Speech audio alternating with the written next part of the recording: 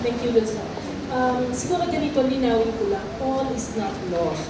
Mawala man lahat ng mga lola natin, documented at saka documented yung kanilang mga storya. Yung mga documents na yan, hindi lang nasa atin, nasa United Nations, nasa iba't ibang mga international bodies. In fact, even our own government, yung Philippine government, may records din ng kanilang mga testimonies. Kami sa Lila Pilipina, meron din kaming sariling records nung lahat ng mga na-document namin ng mga lola. At in fact, meron pa tayong madodocument ng mga lola, hintay-hintay lang tayo. So, tutuloy natin ang laban. Mawala man lahat ng mga lola, tuloy lang yan, meron tayong mga tutugtungan. Pangalawa, siguro parang ano ko lang din, ano ngayon yung konkretong panawagan natin sa mga kabataan? Maraming dapat din ang mga kabataan natin, bukod sa pag-aaral o aralin natin yung kasaysayan, matuto na rin tayong mahalin uli ang ating bayan. Essentially, yung question ng comfort women kasi was a question of colonial war. Isang gera ng pananakop ay sinagawa ng Japan noong panahon ng World War II. Dapat matuto ring manindigan yung ating mga kabataan, lalo na ang ating mga kabataang kababaihan.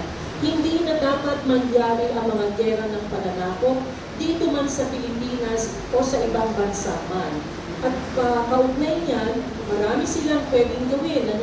In fact, sa ngayon, maraming kabataan, I think as a result of the show, yung unang araw, nagre-research sila, gumagawa sila ng thesis nila tungkol sa comfort women. Tapos, I think, panahon na rin para magtayo ng isang organisasyon ng mga kabataan na tumututol sa gera ng pananakop.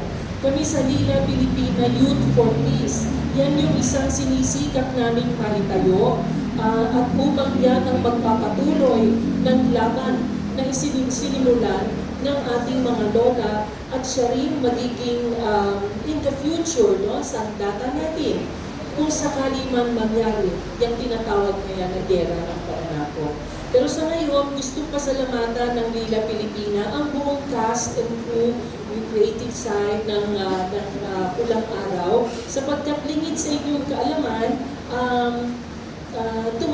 tumulong na rin sila sa ating mga lola. Di ko na lang babanggitin ang mga pangalan, pero siguro, ano lang natin, i-offer namin yung isang maliit na alaala para sa kanila, full-hearted na pasasalamat ng ating mga lola. Dapat natin tulungan, saka patuloy na tinutulungan para sa kaalaman ng lahat kasi, yung isang kilala nating lola natin, si Lola Estelita, kasalukuyang nakakaranas ng mga serious medical conditions, Pero kahit na ganun pa man, kahit na hirap siyang magsalita at tumayo, patuloy pa rin siyang lumalaban. At patuloy pa rin natin siyang nakakausap at nagpupumilit na gumaling para patuloy pa rin makasama dito sa ating laban. So, aabot ko muna siguro itong part ng pasasalamat sa ating thank you, Card, ng mga Comfort Women NGO, Lila Pilipina, para sa dalawang magaling na artista. Yes. Yes.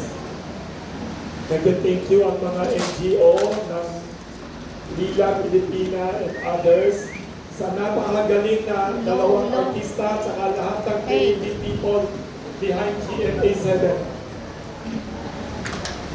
Kami naman.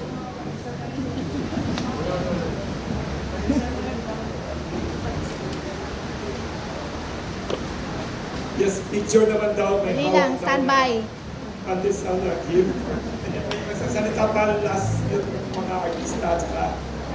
Yes, thank you very much. Thank you to Miss Sharon Silva. Next, magsasalita closing statement. Attorney Virgie